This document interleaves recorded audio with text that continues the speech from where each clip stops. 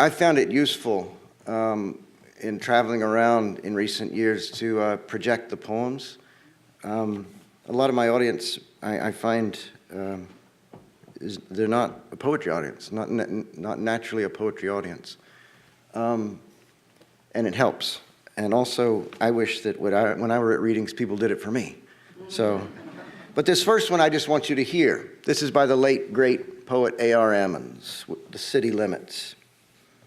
When you consider the radiance, that it does not withhold itself, but pours its abundance without selection into every nook and cranny not overhung or hidden. When you consider that birds' bones make no awful noise against the light, but lie low in the light as in a high testimony, when you consider the radiance, that it will look into the guiltiest swervings of the weaving heart and bear itself upon them, not flinching into disguise or darkening. When you consider the abundance of such resource as illuminates the glow-blue bodies and gold-skeined wings of flies swarming the dumped guts of a natural slaughter or the coil of shit, and in no way winces from its storms of generosity, when you consider that air or vacuum, snow or shale, squid or wolf, rose or lichen, each is accepted into as much light as it will take. Then the heart moves roomier, the man stands and looks about, the leaf does not increase itself above the grass, and the dark work of the deepest cell is of a tune with May bushes, and fear, lit by the breath of such, calmly turns to praise. And fear, lit by the breath of such, calmly turns to praise. That was one of the poems that prompted me to start thinking about joy and to think about it specifically in the context of faith. A.R. Emmons had no religious faith whatsoever.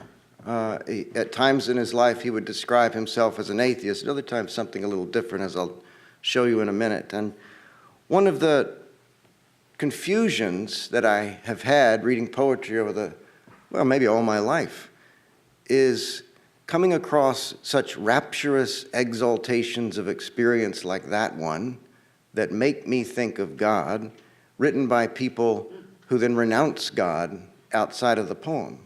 So people who have what look like mystic experiences within the poem, but outside of the poem define themselves as unbelievers. And I wanted to know what's going on with that.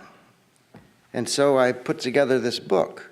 And now I'll start with Emmons. Oops, there we go.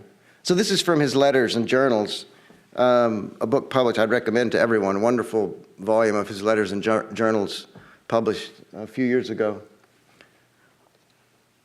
This book contains passages of prose, too. I got the idea from a book that Don and I did a few years ago, a 100-year anniversary book of Poetry Magazine. We should say I am a mystic, but my memory only. For an instant, about 10 years ago, I felt the perspective from space to earth. Sick as I may have been, I was there. By the use of the intelligence, of course, you can work up such perspectives at will, but it's a very different thing from being there in the mixture of joy and of a sort of mad sorrow at the lot of man. What I seemed to see has remained literally the weight of the world. All the good realists, materialists, and rationalists I've been able to get my hands on have done nothing to that experience. Perhaps only an equally powerful experience, certainly stronger than intellectual conviction in another direction, can ever move me. A.R. Emmons was actually the first poet I ever heard read when I was in college, and he didn't like to give readings at that point in his life, and he showed up. I guess someone on the faculty convinced him to come, and he showed up and he read for 10 minutes, and he looked out at the undergraduates and he said, "You can't possibly be enjoying this." And then he just went and sat down. This is the great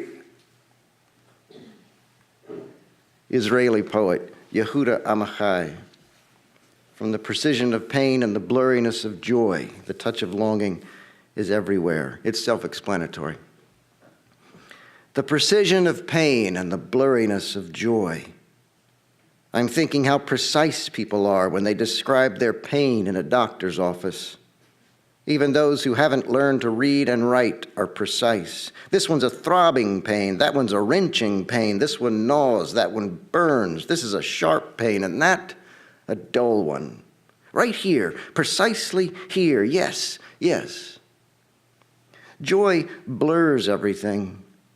I've heard people say after nights of love and feasting, it was great. I was in seventh heaven. Even the spaceman who floated in outer space, tethered to a spaceship, could say only, great, wonderful. I have no words.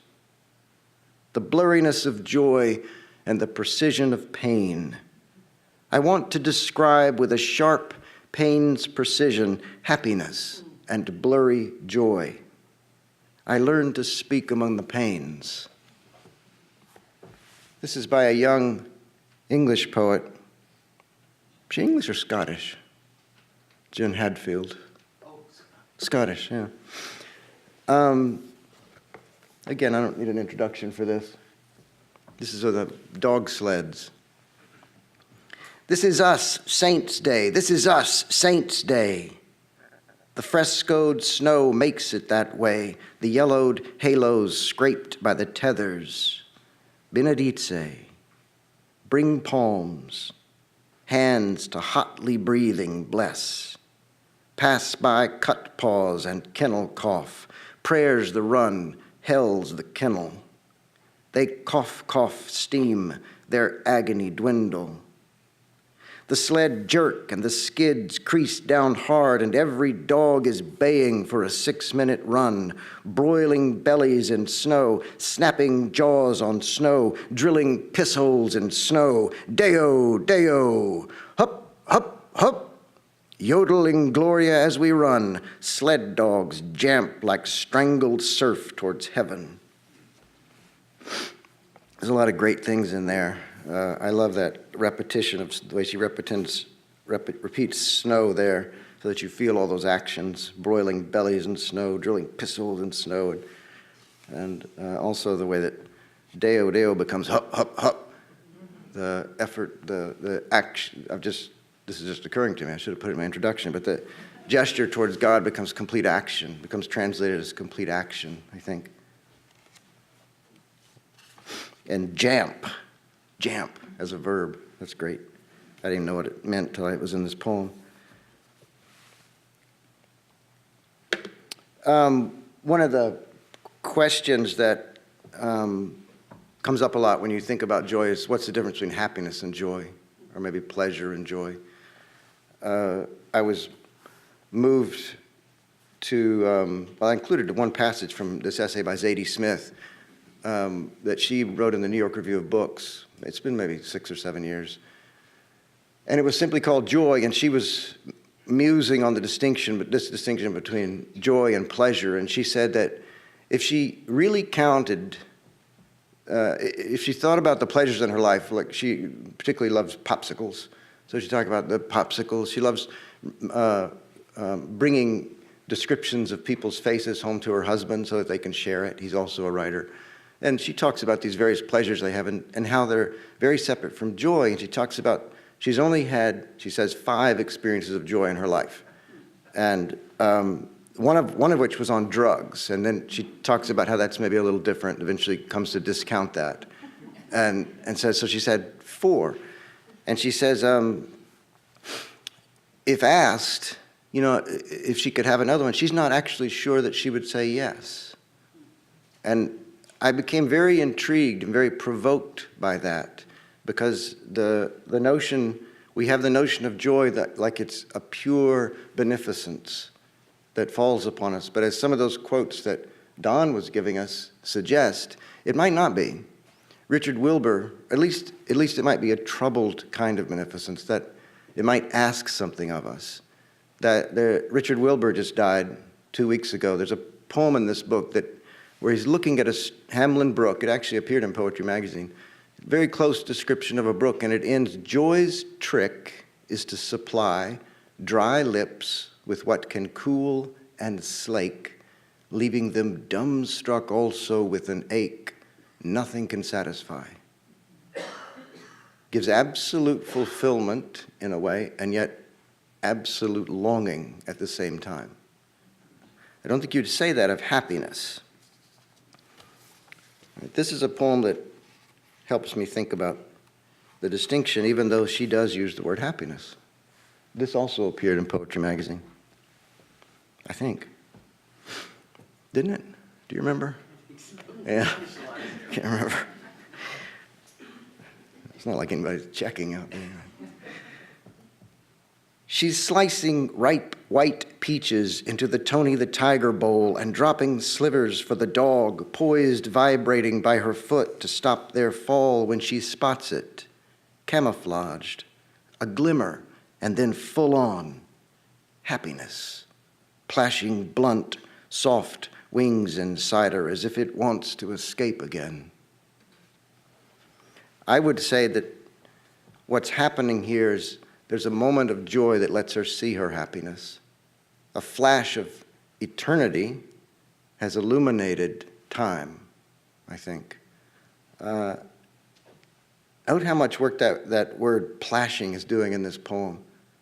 The language is so simple all the way through, but suddenly you get that word plashing, which it's as if we're suddenly in a different element. We're in water.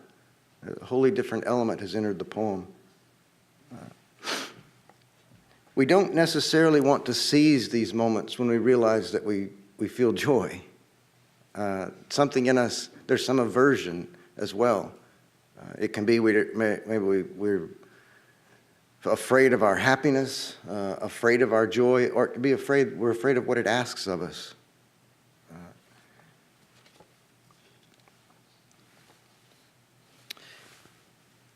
I can't remember what year, but one year Lucille Clifton won the Ruth Lilly Prize. And it was my job to call people then and let them know. And she was the first African-American woman to win the prize. And she was the only, I mentioned this in the introduction, she was the first and also the last person that I ever called who actually let out a whoop on the phone. She was quite happy. And with that in mind, I think there is an element of seizure to joy, of being seized from outside, which is quite different from happiness. Happiness is sort of what's happening to you at the moment. And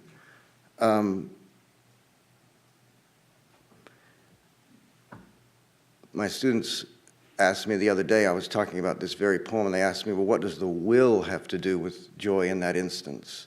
And for me, it's very much like the work of art. The poetry, you can't will a poem into existence, but what you can is will readiness. You can will a condition of readiness where you don't refuse moments of joy in your life. So this is Lucille Clifton. Hag writing. Why is what I ask myself. Maybe it is the African in me, still trying to get home after all these years. But when I wake to the heat of morning, galloping down the highway of my life, something hopeful rises in me, rises and runs me out into the road, and I lob my fierce thigh high over the rump of the day, and honey, I ride.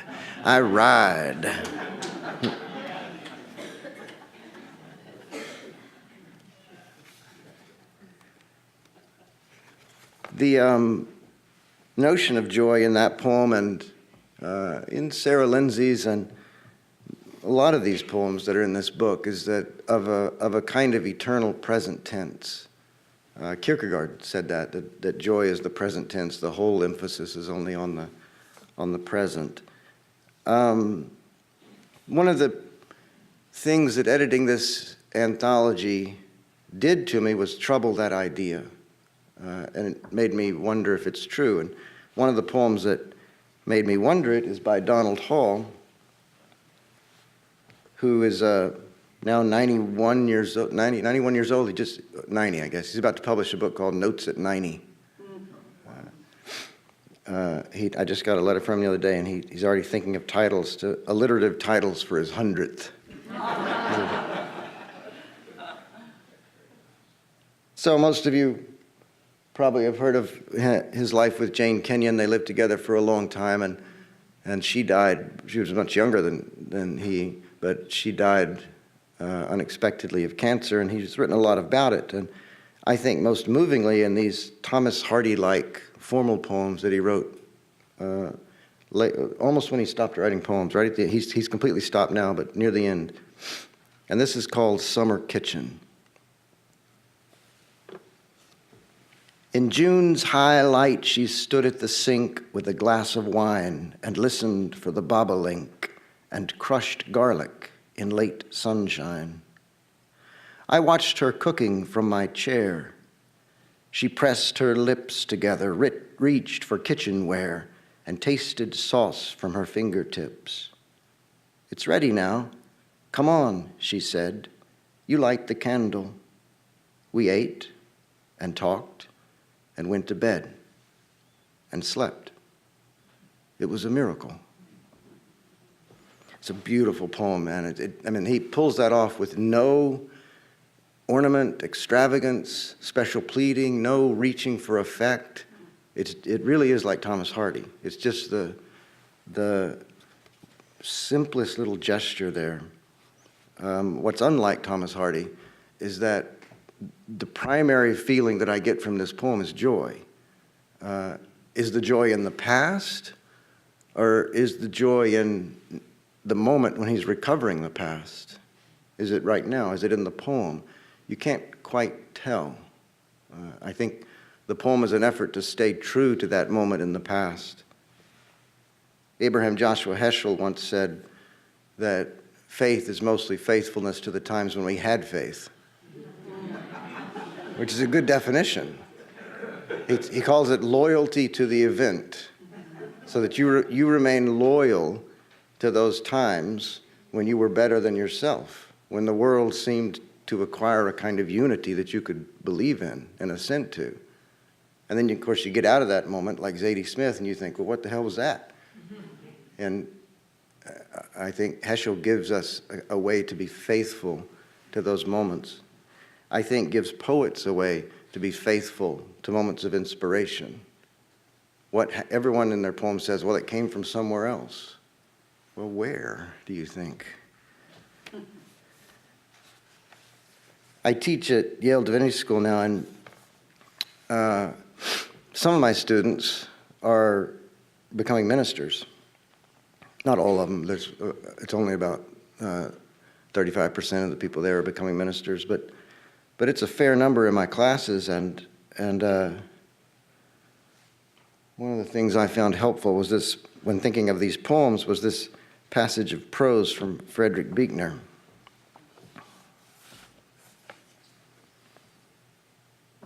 Helpful for thinking about the way that we hold on to these moments. I hear you are entering the ministry, the woman said down the long table, meaning no real harm. Was it your own idea, or were you poorly advised? And the answer that she could not have heard, even if I had given it, was that it was not an idea at all, neither my own nor anyone else's. It was a lump in the throat. It was an itching in the feet. It was a stirring in the blood at the sound of rain. It was a sickening of the heart at the sight of misery. It was a clamoring of ghosts. It was a name which, when I wrote it out in a dream, I knew was a name worth dying for, even if I was not brave enough to do the dying myself and could not even name the name for sure. Come unto me, all ye who labor and are heavy laden, and I will give you a high and driving peace. I will condemn you to death. I pick the children up at the bottom of the mountain where the orange bus lets them off in the wind. They run for the car like leaves blowing, not for keeps, to be sure, but at least for the time being the world has given them back again. And whatever the world chooses to do later on, it can never so much as lay a hand on the having beenness of this time.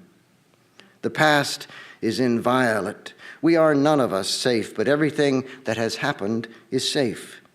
In all the vast and empty reaches of the universe, it can never be otherwise than that when the orange bus stopped with its red lights blinking, these two children were on it.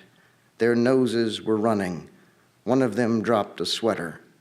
I drove them home.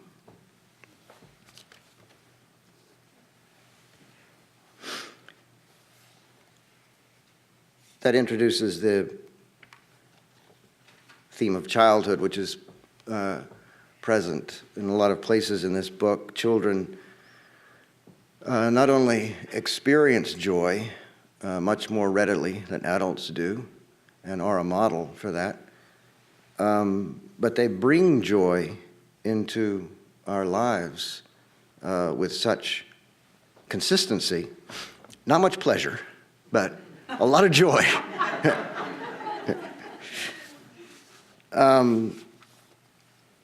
One of the surprising things about doing this book was finding poems of joy where you wouldn't expect it, like Philip Larkin, the uber Grinch, Philip Larkin, or Sylvia Plath. Everybody knows Sylvia Plath. She kills herself by sticking her head in the oven, and before she does that, it's almost unbearable. She puts toast and milk beside the beds of her children and seals the door with wet towels so that they're not going to get hurt, and so that if they wake up, they'll have something to eat. It's heartbreaking. It's unbearable. And then to find this in her work. You're clown-like, happiest on your hands, feet to the stars and moon-sculled, gilled like a fish. A common sense thumbs down on the dodo's mode. Wrapped up in yourself like a spool, trawling your dark as owls do. Mute as a turnip from the 4th of July to All Fool's Day, oh, high riser, my little loaf. Vague as fog and looked for like mail, farther off than Australia, bent-backed Atlas, our traveled prawn, snug as a bud and at home like a sprat in a pickle jug, a creel of eels, all ripples, jumpy as a Mexican bean, right like a well-done sum, a clean slate, with your own face on. It's a poem of real exuberance and love. Here's another one by Gerald Stern, who's also 90 years old.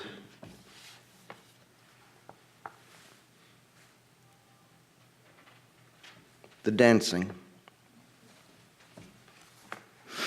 In all these rotten shops, in all this broken furniture and wrinkled ties and baseball trophies and coffee pots, I have never seen a post-war Philco with the automatic eye, nor heard Ravel's Bolero the way I did in 1945 in that tiny living room on Beechwood Boulevard, nor danced as I did then, my knives all flashing, my hair all streaming, my mother red with laughter, my father cupping his left hand under his armpit, doing the dance of old Ukraine, the sound of his skin half drum, half fart, the world at last a meadow, the three of us whirling and singing, the three of us screaming and falling as if we were dying, as if we could never stop. In 1945 in Pittsburgh, beautiful, filthy Pittsburgh, home of the evil melons, 5,000 miles away from the other dancing in Poland and Germany. Oh, God of mercy, oh, wild God.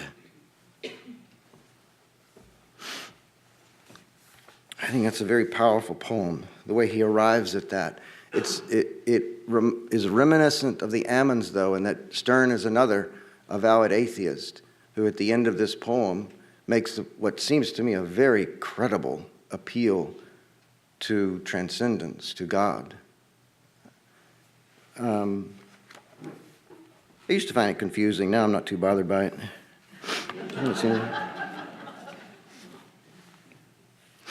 I'm going to read a couple that I know appeared in Poetry Magazine. and in our 100-year anthology. I knew a poet named Craig Arnold who, well, I knew him from his time we were both in our 20s, and I loved him, and he was an amazing figure. The first time I ever saw him read, he was dressed all in black leather, and he just whipped around the stage in this little bitty school in Virginia, and he had all of his poems memorized, and some of them were long, dramatic monologues, and he was just really, he was a kind of person that you point to and you think, that person is alive, really alive. And what's that noise? Oh, sorry, I thought it was me.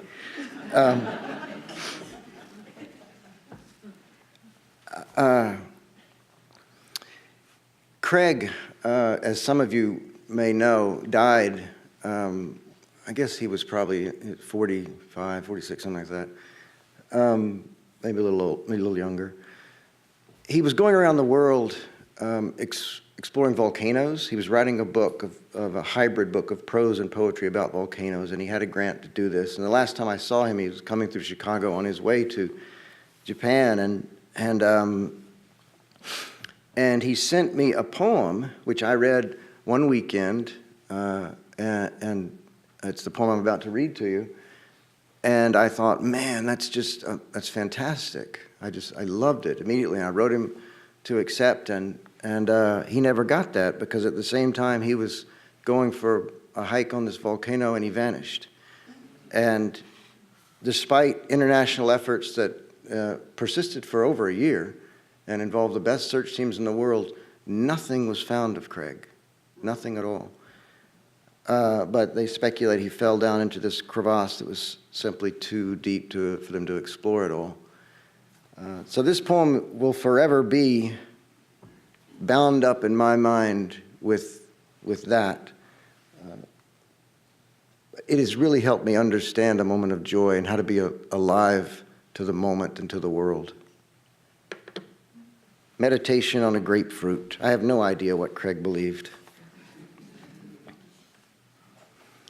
To wake when all is possible before the agitations of the day have gripped you. To come to the kitchen and peel a little basketball for breakfast. To tear the husk like cotton padding, a cloud of oil misting out of its pinprick pores, clean and sharp as pepper. To ease each pale pink section out of its case so carefully without breaking a single pearly cell. To slide each piece into a cold blue china bowl, the juice pooling, until the whole fruit is divided from its skin, and only then to eat, so sweet a discipline, precisely pointless, a devout involvement of the hands and senses, a pause, a little emptiness. Each year harder to live within, each year harder to live without. There's a lot to notice in that poem. I mean, you could spend an hour talking about it, but note what he does with no punctuation. Note how the poem seems almost ventilated. You get the space seems to almost ghost the poem, so that you feel a kind of transcendence even when he's describing the most concrete of objects.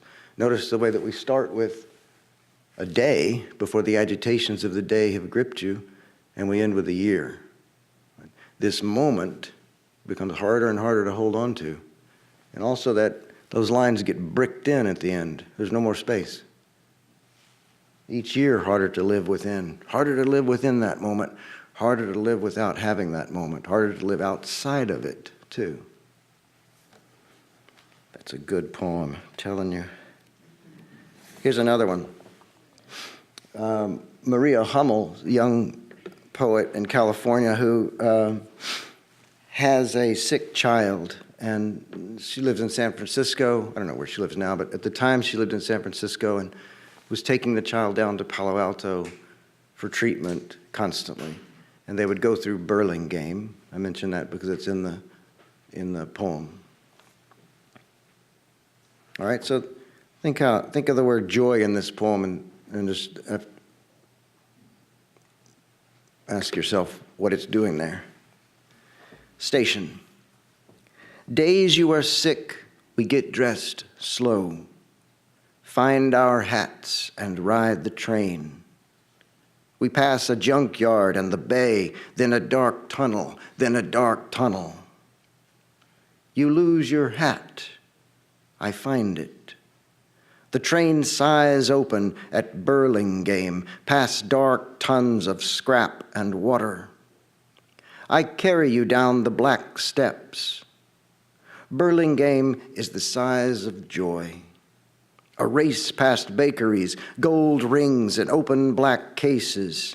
I don't care who sees my crooked smile or what erases it past the bakery when you tire. We ride the blades again beside the crooked bay. You smile. I hold you like a hole holds light. We wear our hats and ride the knives. They cannot fix you. They try and try. Tunnel! Into the dark open we go. Days you are sick, we get dressed slow. In that beautiful moment of joy, Burlingame is the size of joy. They flash past bakeries, race past bakeries or jewelry stores or what have you. It's this moment. Children can make possible joy in the most harrowing of circumstances. I mean, those of you who have been in the hospital, if you had a child visit you, they can find it quite exciting. All the things that there are to see, all kinds of things. I was in the hospital once, and my kids came in there, and they just extolled the virtues of my wonderful hotel room. They loved it. I mean, they were quite little at the time, but nonetheless, this child is quite little as well. And I think what this poem reveals so poignantly is that you can have a moment of pure joy in the middle of suffering. What you can have is happiness. You're not going to have happiness in it, but you can have joy. And the joy here is the bond that these two people share, the mother and the kid, and the love that they share. We don't know who says that word tunnel. Could be the kid, could be both of them. Presumably it's one of those options. But the poem makes it seem like it comes out of nowhere. I mean, it could be, it's almost like love itself utters it. It's quite a magical effect that she's created there.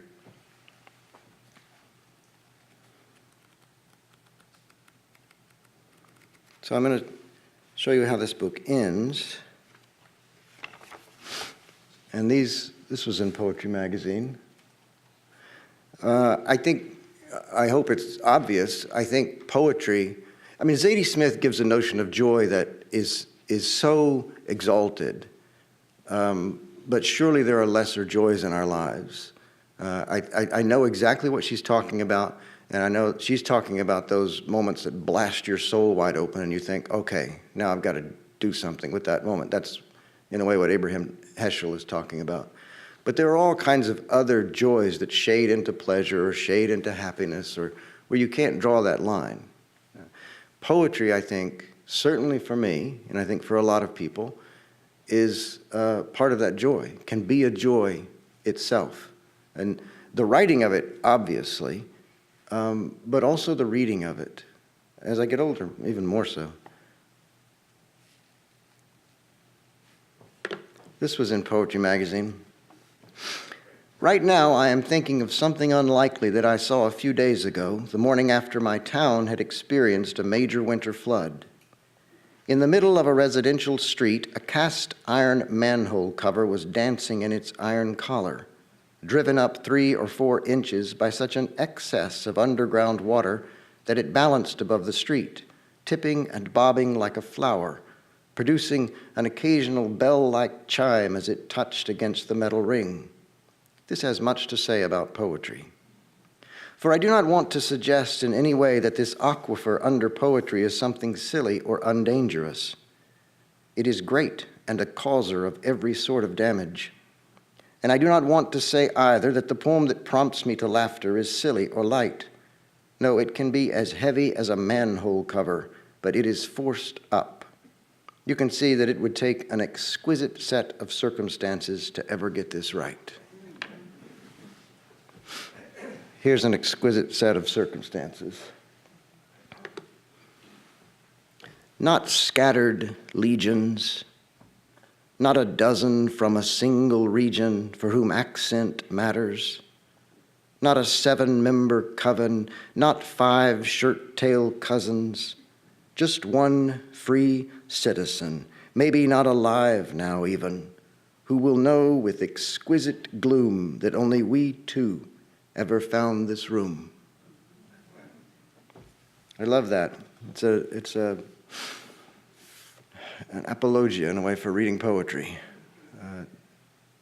A kind of exquisite gloom, sumptuous destitution, is Emily Dickinson's phrase, but loneliness. You're made alert to your loneliness and you have it eased at the same time. A poem can do that, I think, may let you know that other minds are in the same predicament. If Kay were here, I was just thinking she would just hate the way I read that. She would say something so harsh. This is the last pages of this book.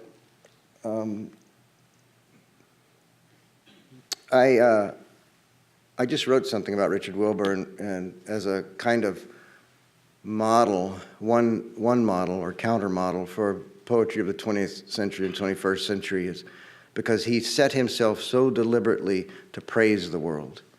And Robert Lowell at the end of his life said famously that what he mostly remembered from his life when he looked back was the happiness, moments of happiness. It's a shocking thing if you've read through his poems because there's not a trace of it. It seems just the opposite that what he remembered. And I think Wilbur was, for me, a different model in a lot of ways because he thought that creation was good and that part of poetry's task, not all of its task, but part of its task was to praise, which requires courage. This is from Anna Kamienska. Joy, it's not just a gift. In a sense, it's also a duty, a task to fulfill. Courage.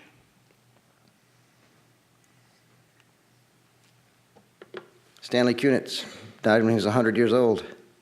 An old cracked tune. My daughters can walk around reciting this. It's hilarious. My name is Solomon Levy. The desert is my home. My mother's breast was thorny, and father I had none. The sands whispered, be separate. The stones taught me, be hard. I dance for the joy of surviving on the edge of the road. Thank you very much.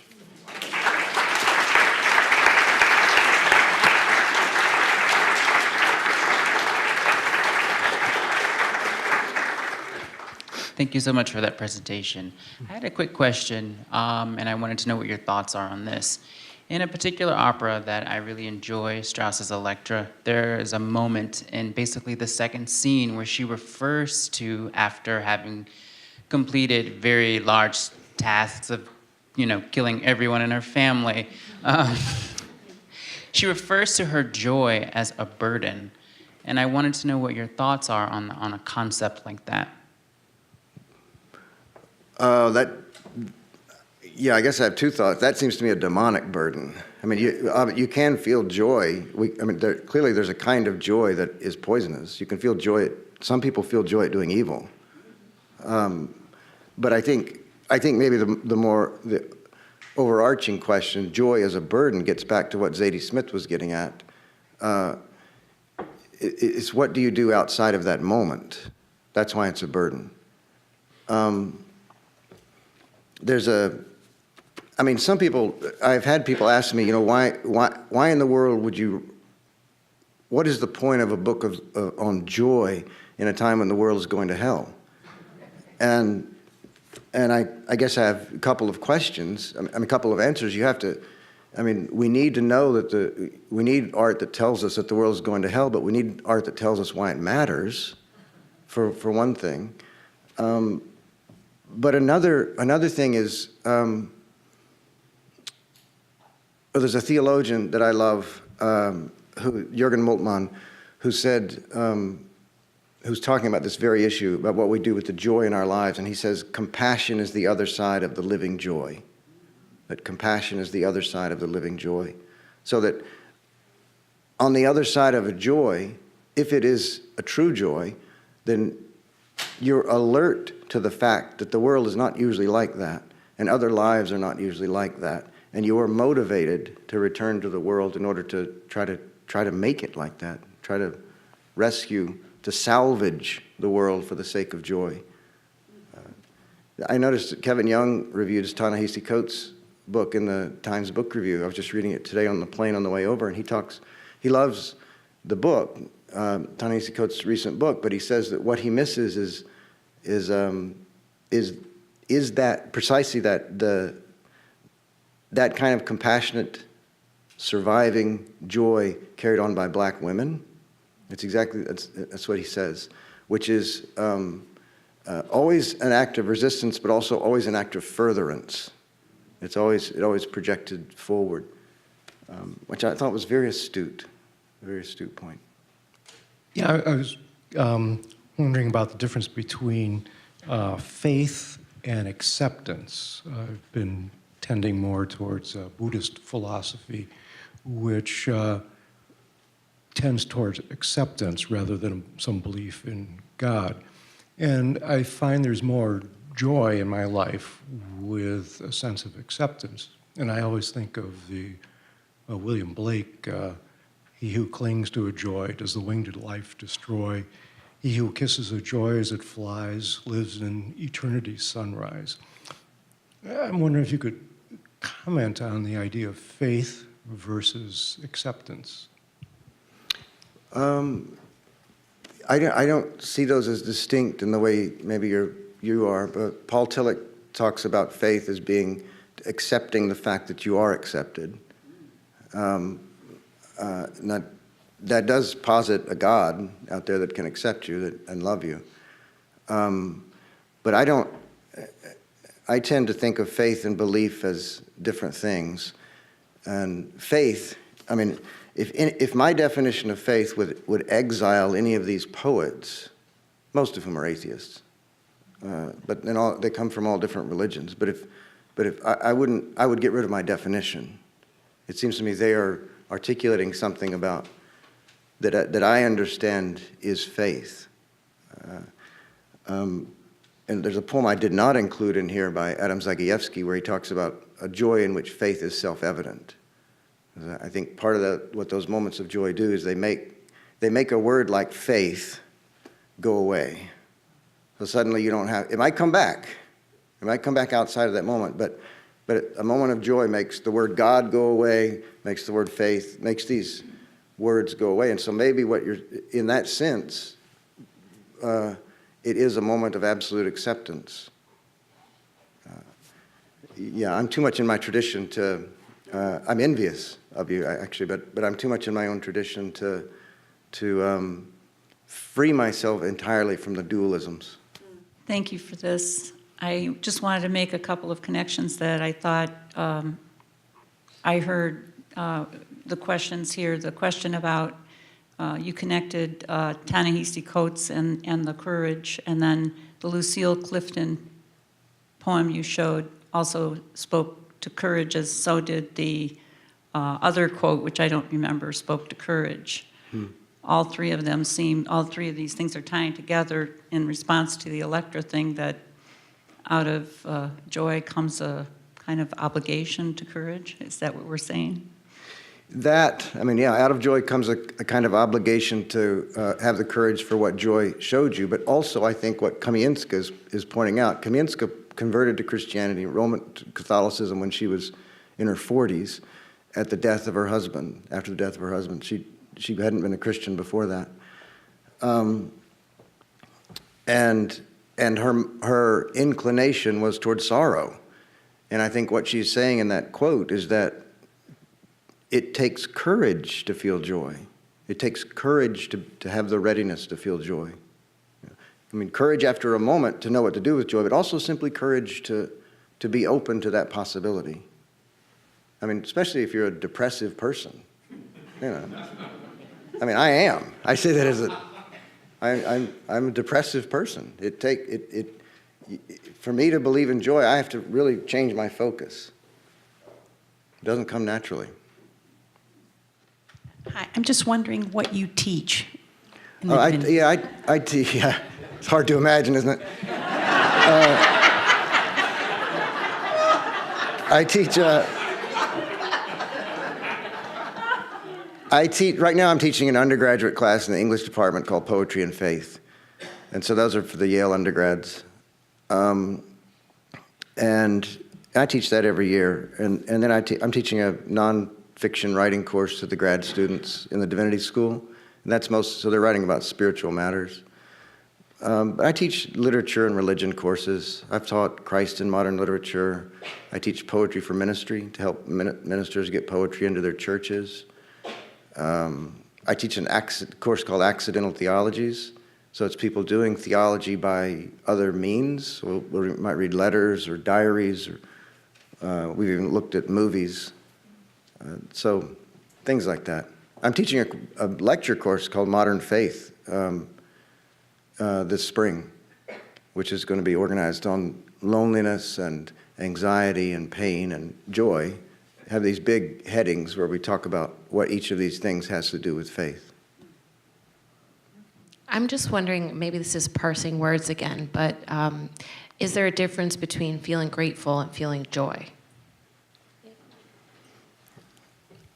I guess it would depend on the circumstance, but I mean, my immediate answer is yes, there is a difference. I mean, I think the gratitude would almost come after the experience of joy. But I guess I would have to know what the specific experience was. That's not a good answer, I realize, but nonetheless, that's all I've got.